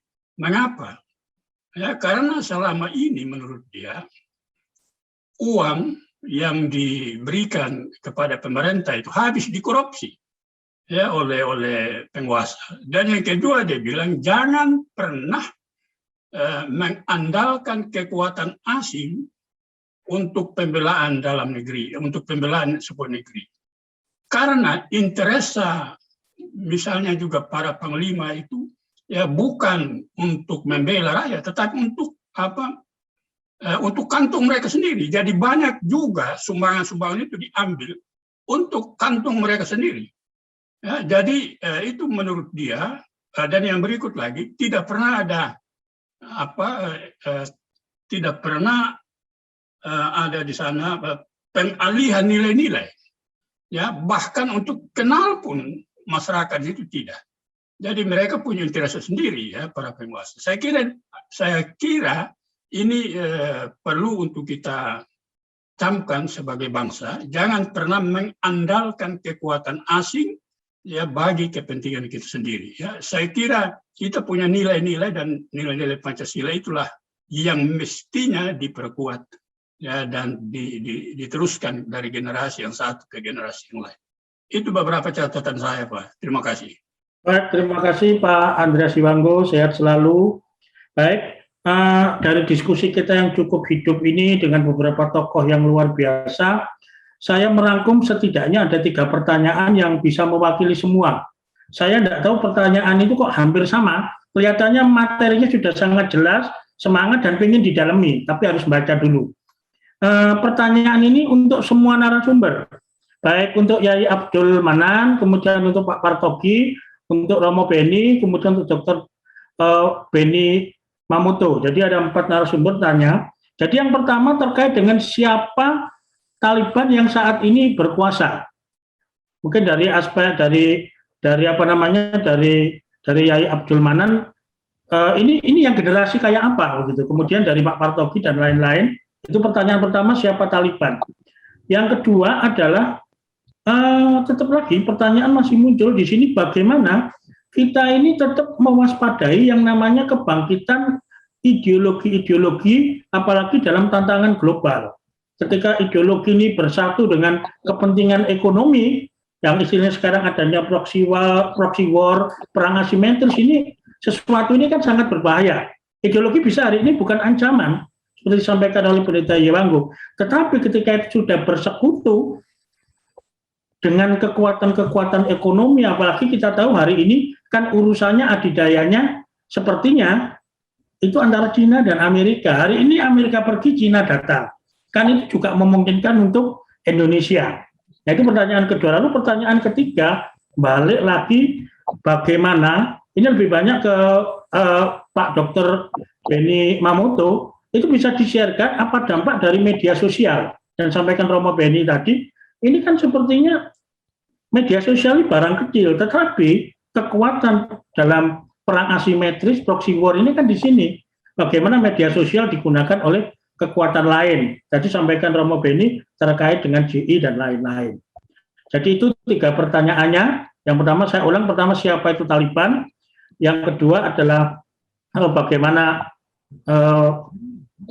situasi yang ada, dan yang terakhir tadi tentang bagaimana media sosial. Monggo diawali dari Pak Yai dulu, Yai Abdul Manan Gani. Ya, terima kasih. Taliban sesungguhnya itu kan namanya Taliban ya. Taliban itu pelajar. Kalau dulu kita punya tentara pelajar lah gitu ya. Nah, itu lahir dari semula dari faksi-faksi yang tidak, ketika terjadi peperangan antara ketika Afghanistan diinvasi oleh Uni Soviet. Kemudian berhasil Uni Soviet diusir dari Afghanistan, ya, kemudian berdiri pemerintahan Mujahidin, ya, Mujahidin Afghanistan, dan dipimpin oleh Robbani dan kawan-kawan, ya. Tetapi kemudian antar faksi masih tetap berseteru dan saling mengangkat senjata. Lahirlah kemudian Taliban, itu kan. Nah, Taliban kemudian berhasil mengganti kekuasaan Burhanuddin Robbani dan kawan-kawan. Kekuasaan Mujahidin bisa diganti dengan Taliban. Ini lahir dari sekolah-sekolah, dari madrasah-madrasah, dari pesantren-pesantren yang ada di sana. Kemudian 20 tahun berakhir, kemudian berakhir Taliban ketika Amerika datang setelah kasus penyerangan gedung di Amerika Serikat, ya, gedung WTC, kemudian alasan mencari Bin Laden, Amerika menguasai Afghanistan dan kemudian membangun pemerintahan baru. Nah, pemerintahan baru yang ada ini selalu tadi disampaikan itu ada korupsi, ada segala macam, sehingga kemudian Afghanistan menghadapi, yang berhadapan dengan Afghanistan itu sesungguhnya, yang berhadapan dengan Taliban sesungguhnya Amerika, karena Amerika lah yang mengusir Taliban dan kemudian membuat pemerintahan baru, pemerintahan boneka yang dipengaruhi oleh Amerika. Kan seperti itu. Seperti yang tadi disampaikan oleh pembicara terakhir, itu seperti itu. Kemudian mereka juga banyak yang ditahan di Guantanamo, ya, termasuk yang Abdul Ghani Barada itu yang sekarang dinominasikan sebagai presiden, itu 13 tahun, kalau tidak 15 tahun setelah ditangkap kemudian dipenjarakan di Guantanamo. Baru 5 tahun terakhir kemudian dibebaskan, kemudian di pengasingan di Qatar. Banyak pemimpin Taliban ini yang kemudian di pengasingan, ya. Nah, di pengasingan itulah kemudian mereka dialog-dialog dengan berbagai macam, termasuk NU yang sudah memfasilitasi untuk bagaimana Afghanistan ke depan. Siapapun yang berkuasa, Afghanistan harus menjadi negara yang Muslim, yang baik, yang Mereka itu kemudian belajar, berkali-kali datang, baik NU-nya yang ke Afghanistan, yang ke Qatar, dan mereka yang datang ke sini kemudian kita perlihatkan berkunjung ke pesantren-pesantren, ke pesantren NU, dan saya kira mereka tidak komunikasi dengan kelompok lain selain kita gitu. Nah, belakangan kemudian ketika Pak JK dan di masa pemerintahan akhir periode awal Pak Jokowi dan JK kemudian memprakarsai perdamaian, dialog, baru melibatkan MUI. Ya, kemudian ada tripartit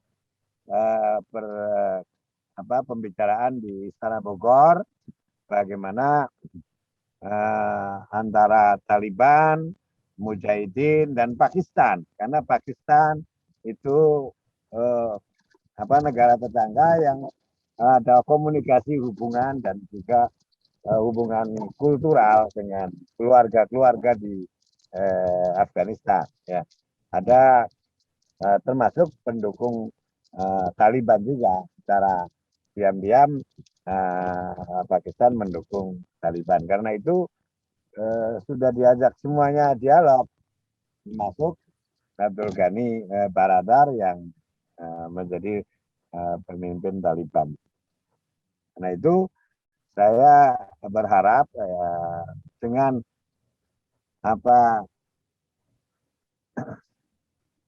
dengan mereka ada di pengasingan, kemudian dialog dengan berbagai macam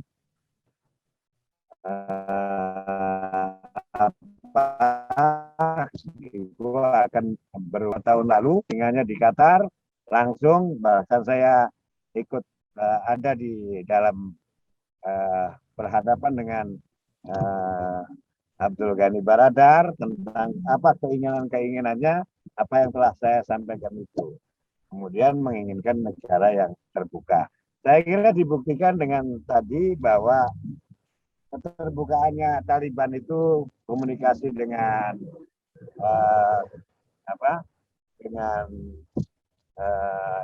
Cina, ya, di mana Cina itu kan walaupun memang sekarang setrunya Amerika, tapi kan tidak sampai terjadi peperangan dan tapi di sisi ekonomi.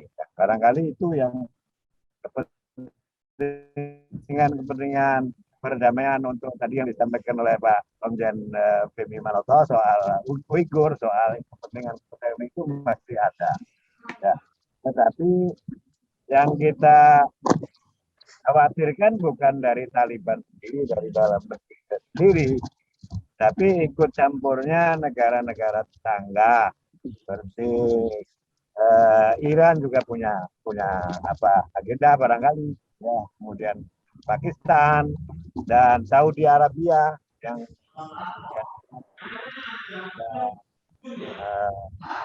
dulu kita menghadapi Soviet ikut punya Iran. Jadi itu saya kira itu yang dihadapi sekarang. Karena itu kita bisa lihat dulu lah, ya, jangan khawatir kalau kemudian di Indonesia ini ada orang-orang yang itu kelompok kecil yang memang pasti ada penegakan hukum, ada tadi ada yang menyampaikan bagaimana pemerintah kita harus menegakkan keadilan dan lain sebagainya supaya tidak ada orang yang merasa tidak Indonesia kan gitu, sehingga punya keinginan yang terprovokasi oleh medsos, oleh segala macam, sehingga dengan kemenangan Taliban ini mereka terpengaruh untuk berbuat, mempunyai keinginan melawan, mengganti Pancasila gitu. Memang ada kelompok-kelompok itu, masih ada kelompok dari NII, dari Khilafah, dan itu adanya malah justru di kampus-kampus, ya, tidak di pesantren-pesantren, adanya di kampus-kampus yang secara tadi kalau secara interpretasi keagamaannya ya tekstual, tidak punya sanad yang jelas dalam sisi keilmuan keagamaan.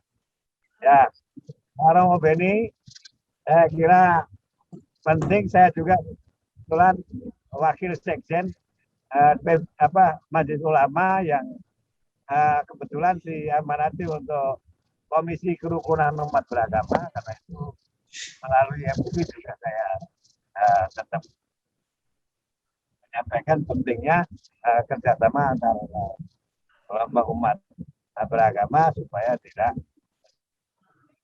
jadi salah.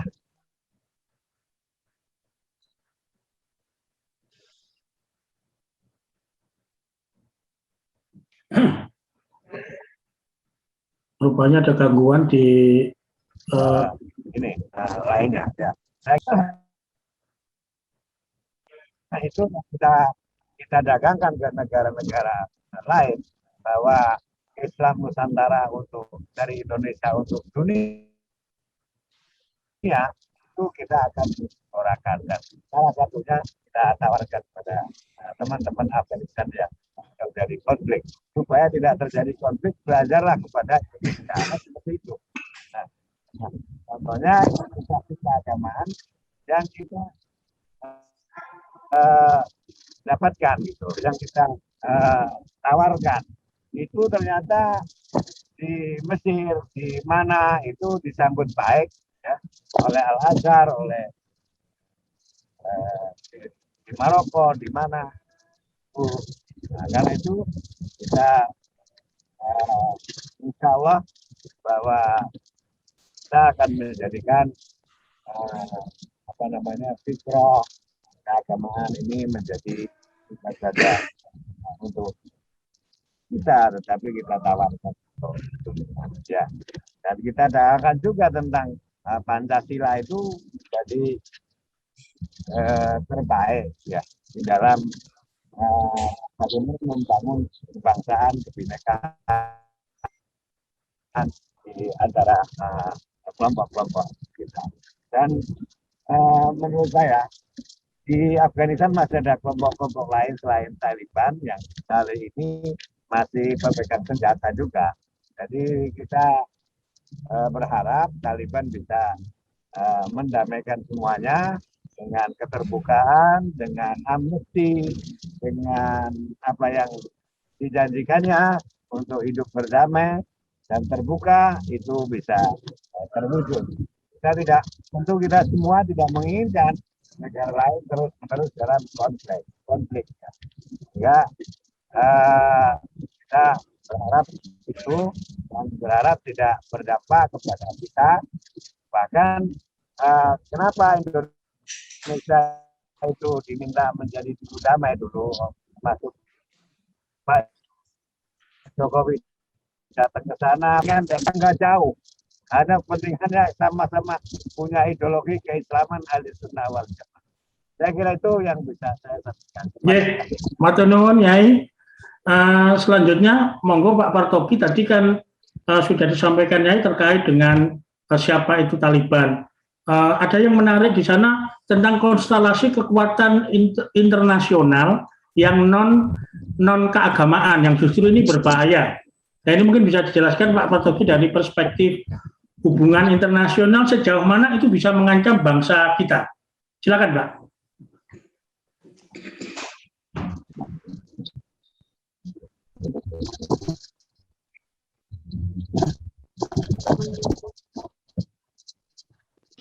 Halo, masih kepada saya? Unmute dulu, unmute. Masih untuk saya? Bukan Pak, sudah Pak Partogi. Melanjutkan jenengan.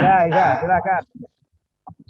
Baik, jadi sebelum saya bicara tentang Indonesia nantinya, saya mau bicara dulu mengenai, jadi Afghanistan ini memang merupakan salah satu negara penting di kawasan, sehingga bisa dikatakan tanpa stabilitas dan keamanan di sana, maka sulit akan ada juga stabilitas dan keamanan di kawasan itu. Dan yang kita lihat, umpamanya contoh yang paling gampang adalah bahwa Iran dan Pakistan sebagai negara tetangganya Afghanistan langsung itu sangat khawatir dengan kehadiran Taliban.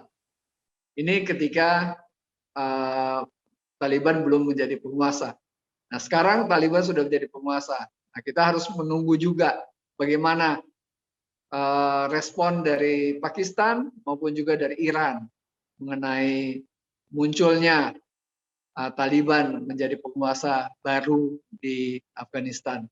Nah, oleh karena itu memang saya melihat konteks ini akan sangat mempengaruhi kepada sikap Indonesia. Dan dalam hal ini, seperti tadi saya sudah katakan, saat ini yang paling menjadi concern kita adalah bagaimana melindungi warga negara Indonesia yang ada di Afghanistan. Sebagaimana diketahui bahwa secara prinsip Kedutaan Besar Indonesia tidak akan ditutup, tidak akan akan terus bekerja. Semua duta besar dan staf juga belum ada yang direncanakan untuk ditarik, semuanya akan tetap di sana. Artinya kita sudah mendapatkan jaminan untuk keamanan dari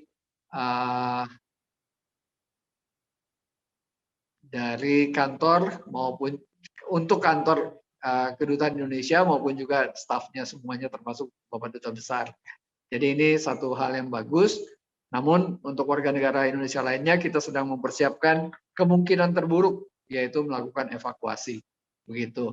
Nah, perlu diketahui bahwa satu contoh umpamanya Filipina sudah minta tolong kepada kita untuk bisa mengevakuasi warga negara Filipina yang ada di sana untuk dievakuasi masuk lewat Indonesia dulu, nanti baru ke Filipina. Ini sedang dalam proses pengaturannya, begitu. Nah, jadi sekali lagi, kalau yang saya melihat sih bahwa memang secara tidak langsung tentu ada pengaruh dari masuknya Taliban ini sebagai penguasa baru di Afghanistan. Tapi seperti tadi saya katakan bahwa prinsip kita adalah kita menghargai apa yang sedang terjadi di sana sebagai persoalan internal dari politik dalam negeri mereka. Yang penting sepanjang perkembangan itu tidak mengganggu stabilitas kawasan, maka dan tidak mengganggu terutama kepentingan Indonesia, maka kita akan menyambutnya dengan baik. Tentu tidak akan terburu-buru untuk mengakuinya karena masih panjang prosesnya. Kita harus sabar melihat bagaimana mereka sendiri menata dirinya sendiri untuk betul-betul bisa katakanlah menyatakan bahwa inilah yang sekarang akan mewakili negara kita. Mungkin mereka sebaiknya memang secepatnya akan mengadakan pemilu atau bagaimana, itu nanti terserah bagaimana mereka. Dan sikap ini juga sekaligus menjadi sikap dari negara-negara asing, negara-negara lain di seluruh dunia termasuk PBB, lembaga-lembaga regional lainnya untuk melihat perkembangan yang akan terjadi di sana. Pada dasarnya prinsipnya adalah sepanjang mereka sepanjang pemerintahan Taliban di Afghanistan membuka dirinya untuk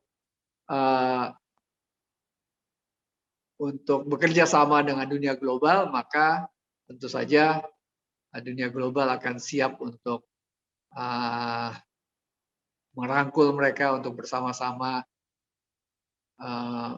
melakukan pembangunan bersama di sana. Saya kira demikian Pak yang dapat saya sampaikan. Ya, terima kasih. Terima kasih Pak Partogi. Sekarang untuk Bapak Irjen Purnawirawan Beni Mamoto.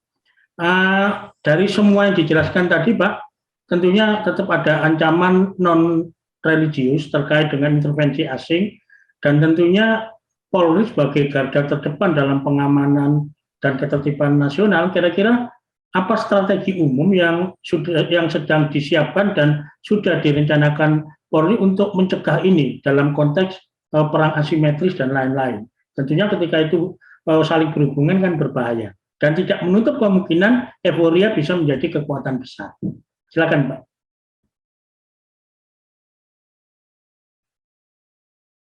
Masih di mute Pak. Baik, terima kasih.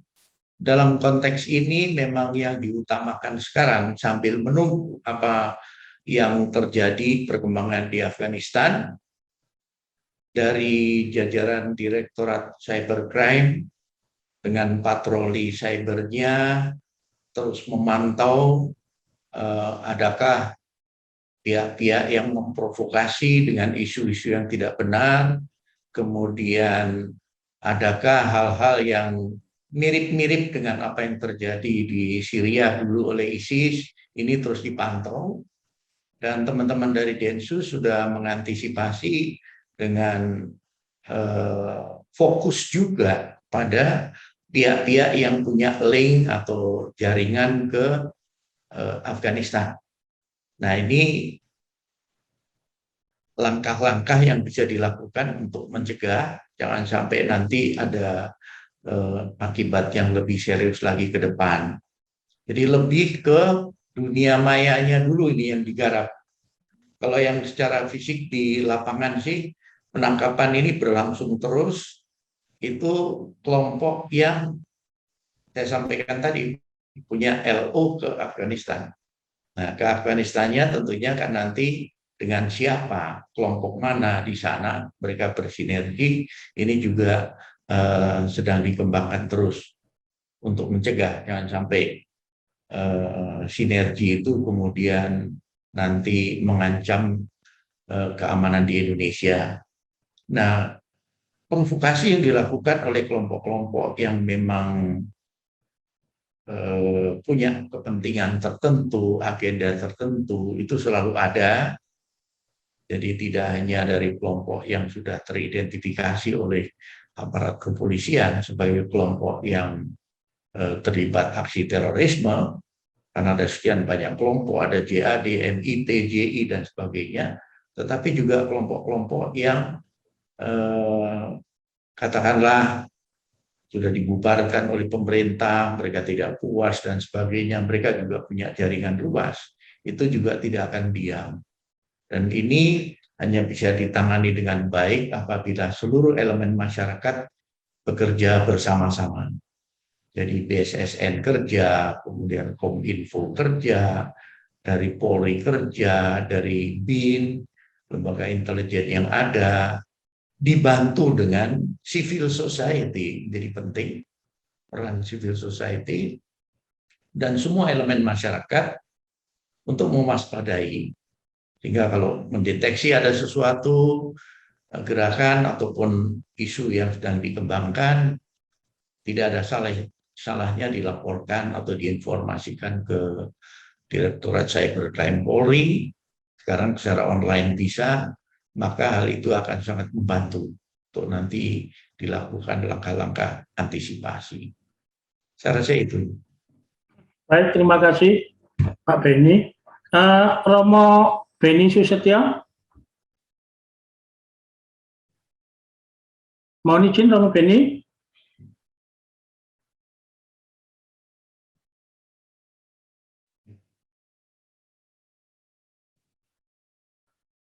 Ada satu pertanyaan yang mungkin akan dijawab oleh Romo Beni.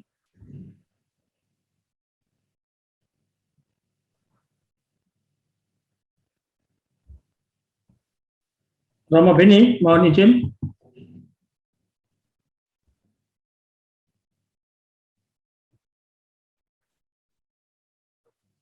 Baik, sambil menunggu nanti jawaban dari Romo Beni, mungkin karena waktu sekitar 13 menit, mungkin langsung closing statement, nanti Romo Beni dan akan menjawab, dan closing statement mungkin diawali dari Yai Abdul Manan Gani. Oh, ini sebentar, ada Romo Beni. Romo, ada satu pertanyaan dari rangkaian diskusi kita dan jawaban tadi. Ada pertanyaan mendasar yang saya simpulkan dari beberapa penanya. Bagaimana sekarang peran kita sebagai warga negara dalam perspektif Pancasila, khususnya para bahasanya sekarang influencer dalam bidang keagamaan, untuk menghambat laju hoax dan lain-lain terkait dengan perang asimetris. Tadi kita sempat diskusikan Dan di balik kekuatan teologis ada kekuatan yang saling menopang, kekuatan ekonomi dan lain-lain. Dan tentunya sebagaimana Romo Beni sampaikan tadi, jiwa Pancasila itu harus ada. Nah, sekarang pertanyaan yang muncul di kalangan beberapa penanya, bagaimana implementasi itu, terutama untuk kelompok influencer bahasa sekarang, karena basisnya digital. Monggo Romo. Unmute Romo. Gini, maka peranan generasi muda itu menurut saya harusnya menjadi komunitas pemutus kata, bukan pengiyak kata. Jadi, bagaimana kita membangun yang disebut media sosial itu harus sarana alat pemersatu, bukan sarana penghancuran persatuan. Maka konten-konten yang reaktif, yang negatif, yang menimbulkan perpecahan itu harusnya media secara aktif memberikan suatu kesadaran. Jadi konten-konten yang provokatif itu diisolasi oleh komunitasnya sendiri. Maka media itu harus memiliki kecerdasan, punya budaya literasi, dan harus memiliki kekritisan. 3 hal pokok ini untuk menjaga Pancasila itu rumah kita bersama. Hanya itu kuncinya. Jadi kalau bangsa ini mampu mengolah keragaman kemajemukan dan Pancasila itu diinternalisasi dalam kebijakan publik, rasa keadilan kemanusiaan itu bisa tercapai, kita akan sejahtera. Tapi kuncinya satu, yaitu kesadaran literasi dan budaya kritis harus menjadi bagian dari anak-anak bangsa.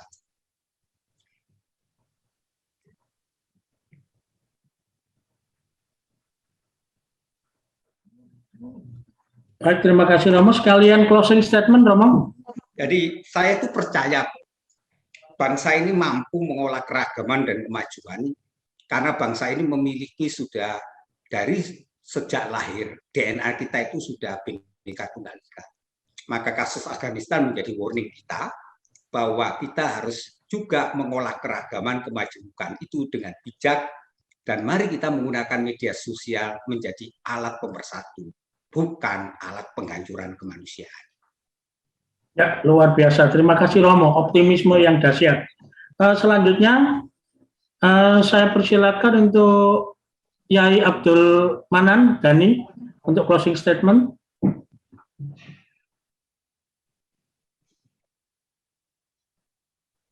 Unmute, Yai.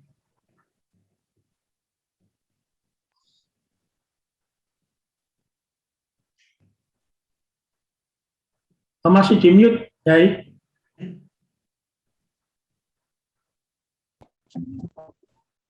Unmute dulu, Pak. Sudah.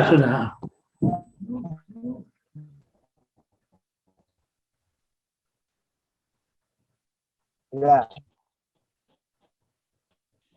Sudah suaranya. Upaya Nahdlatul Ulama dan sekarang berpuasa, kita masih harus melihat dengan seksama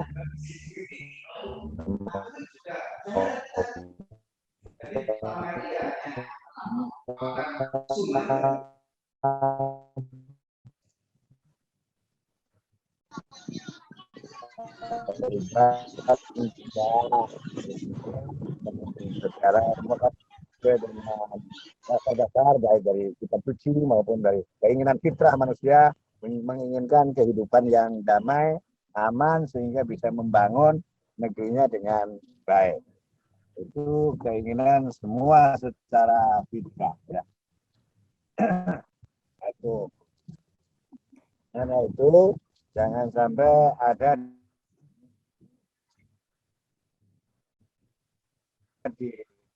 lagi untuk masuk kembali ke Afghanistan, sehingga kemudian terjadi konflik kembali di negeri itu.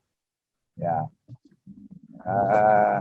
kita tidak perlu terpengaruh dengan karena cap Taliban memang Talibanofobia, ya, karena memang propagandanya Amerika. Afghanistan Taliban itu dicap sebagai teroris. Sesungguhnya Taliban menginginkan mereka bukan teroris. Ya, karena itu jangan sampai selama ini dibangun oleh asing, oleh Amerika sendiri, bahwa tentang anti Taliban itu kemudian dijadikan Taliban sebagai kelompok yang kemudian membangun kekerasan. Padahal secara keagamaan aslinya itu tidak membangun dengan kekerasan. Karena kekerasan itu dipicu oleh asing, ya. Jadi yang dilawan oleh Taliban itu bukan masyarakat setempat, tetapi bagaimana mengusir pasukan-pasukan asing selama ini selama 20 tahun terakhir.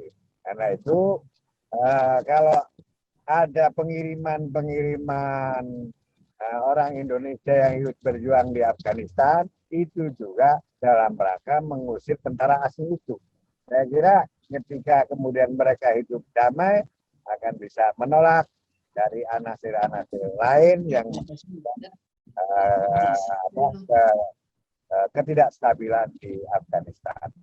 Untuk kelompok-kelompok yang tadi disampaikan oleh Pak Irjen Benny Mamoto, memang ada, masih ada ya kelompok-kelompok di kita ini, kelompok kecil yang menginginkan Indonesia menjadi negara khilafah, ada yang macam-macam. Itu masih mungkin inspirasi dari Taliban itu bisa jadi mereka akan jadi semangat gitu. Tetapi saya kira kita telah belajar banyak, dan kelompok-kelompok Muslim terbesar di Indonesia ini tetap Nahdlatul Ulama, Muhammadiyah, dan kelompok-kelompok ormas yang berdiri sejak Indonesia sebelum merdeka, bahkan melahirkan bangsa ini menjadi Indonesia, itu tokoh-tokoh ormas Islam yang selama ini, yang sampai hari ini masih berjibaku untuk membela negara kesatuan Republik Indonesia. Saya kira itu yang bisa saya sampaikan. Tidak perlu khawatir, kita saksikan dengan seksama, dan jangan sampai kita kemudian terlalu kekhawatiran tentang. Baik Yai, matur nuwun, terima kasih. Selamat jalan, sehat selalu Yai. Silakan Pak Partogi, lalu kemudian Bapak Irjen Purnawirawan Dr. Benny Mamoto untuk closing statement. Baik, saya kira saya ingin mengingatkan kembali bahwa konflik di Afghanistan itu merupakan kumpulan dari konflik kekerasan dan ekstremisme yang sudah berlangsung sejak tahun 70-an, 1970-an.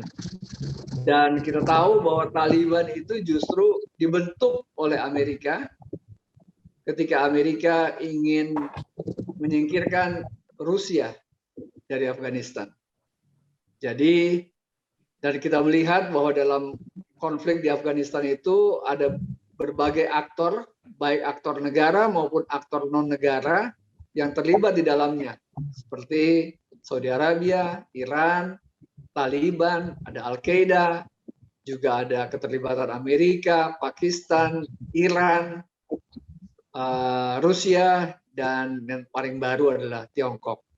Jadi saya melihat bahwa memang konflik ini kompleks sekali dan berkepanjangan, dan ya kita akan lihat buktinya. Mampukah the new Taliban, tanda kutip ini, bisa betul-betul mewakili rakyatnya dan menyejahterakan rakyat Afghanistan. Kalau bisa, baru Indonesia dan negara-negara di dunia akan menyambutnya dengan positif. Kalau tidak bisa, yaitu menjadi contoh yang patut kita ketawain. Segera demikian. Terima kasih, Pak. Terima kasih Pak Partogi. Silakan Pak Benny. Terima kasih. Dari beberapa pembicara terdahulu menyampaikan bahwa marilah kita menunggu 1 bulan atau 2 bulan ke depan apa yang terjadi di Afghanistan, kemudian keputusan akhirnya bagaimana, baru kita akan merespon. Sambil menunggu itu, peran media menjadi penting, karena forum ini forum dari pewarna, maka menjadi penting peran dari pewarna untuk ikut berkontribusi mengedukasi publik, untuk nanti bisa menyajikan informasi yang akurat, sehingga masyarakat kita nanti tercerahkan dan tidak malah justru timbul ketakutan, kekhawatiran. Bagaimana mengcounter media sosial yang terus provokatif, yang menyebarkan hoax dan sebagainya, kalau diimbangi dengan nanti pemberitaan, ulasan yang ada di media yang kredibel dan akurat, diharapkan masyarakat tidak nanti hanyut dalam ketakutan dan kekhawatiran. Lebih-lebih kalau itu memang by design untuk kepentingan tertentu di saat pandemik ini. Marilah kita sama-sama doakan, mudah-mudahan di Afghanistan nanti selesai dengan baik, dan masyarakat kita jangan justru menjadi korban, khususnya korban hal-hal yang by design kepentingan tertentu. Di tengah pandemi ini, supaya kita tetap fokus pada urusan pandemik dan masalah yang menyangkut keamanan, kita yakini aparat kerja 24 jam untuk mengantisipasi berbagai macam bentuk ancaman gangguan. Terima kasih. Ya, baik, terima kasih untuk para narasumber, ada Yai Abdul Manan, Pak Partogi, Pak Beni, Romo Beni, dan juga pemberi saran juga terima kasih untuk semua peserta. Saya tidak akan menyimpulkan forum yang luar biasa ini, biarlah kita menyimpulkan dalam spirit kita masing-masing. Saya selaku moderator mohon maaf jika ada beberapa hal yang kurang.